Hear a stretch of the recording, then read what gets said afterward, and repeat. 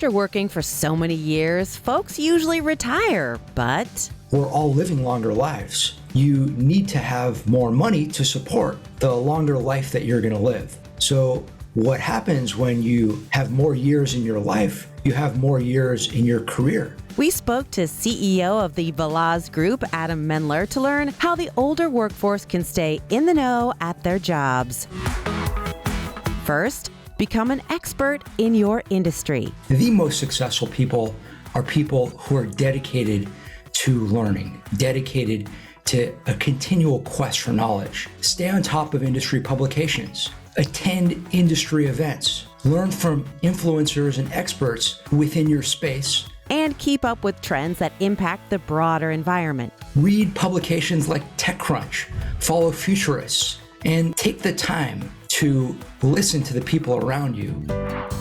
Next, volunteer for new assignments. The more siloed you are within your organization, the greater the risk you run of becoming obsolete. If all you are is the person who does this one specific task, what happens if that task no longer becomes relevant? By volunteering, by taking on new projects, by taking on new assignments, you're going to be able to put yourself in a position where you'll be more relevant than you were before. Adam's third tip, spend time with younger generations. Take the time to strike up conversations with millennials, with Gen Zers. We don't bite, we're friendly.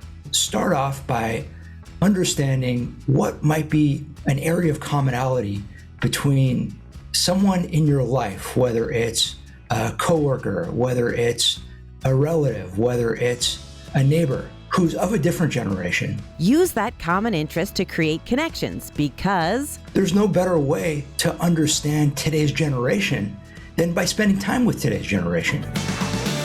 Finally, keep up with technology through online coursework. There's a whole spectrum in terms of the types of technologies that you can become expert in, whether we're talking about things like data science or even things like learning how to become better at typing.